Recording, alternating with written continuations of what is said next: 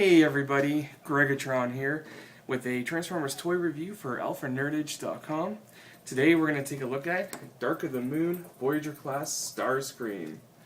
That's right, Decepticon Starscream. Packaging's pretty sweet. Got some nice work on the back there. Comic book inside. Also has a little description about him. And of course, all of his tech specs back there. One thing I like to note there is it still says 4 for intelligence. If I'm not mistaken, I think originally back in G1 they actually had his intelligence specs mixed up with Skywarp's, and they've kind of stuck with it ever since. So Starscream is forever deemed an idiot. Anyway, let's get this box open and get a closer look. There he is, Dark of the Moon Voyager class Starscream. All in all, I think he's a pretty slick looking figure.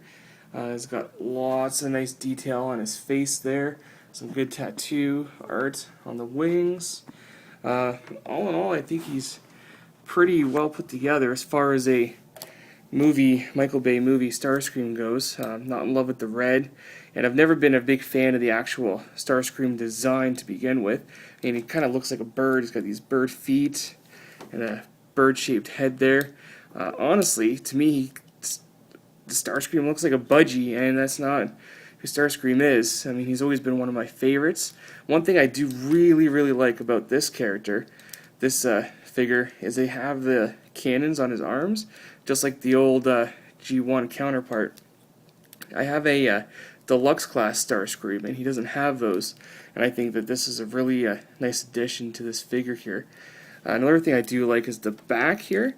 It's not big and clunky like some other the Transformers, where you have these big packages here when you transform in the robot mode. All in all, he's pretty well put together. He stands pretty solidly, although it did take me a little bit to get it to stand, but that's just because of the way his bird feet are. It's nothing to do with the toy itself, it's just the design of the character. Other than that, I think he looks great. Now let's get him into airplane mode. And there he is, Starscream in his jet mode. It's a F-22 Raptor, and it is freaking awesome. Just taking a look at it, it's the paint job on there. It really shines while in this mode.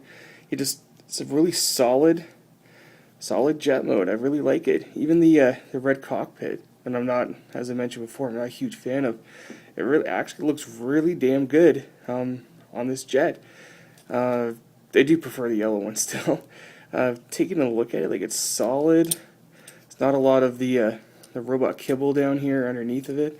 It kind of looks like a jet, you know. You got his thrusters here, the missiles, some landing gear here. Just all in all, this is a really solid jet. The only thing that I don't really like about it, that I'm sure you've noticed here, is around the back, his hands.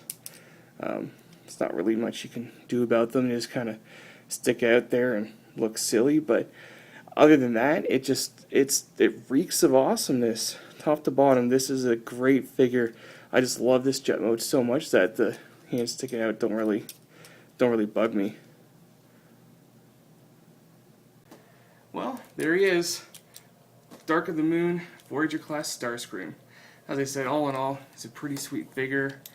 Has some pretty decent articulation, a little bit of posability, I guess, for Starscreams.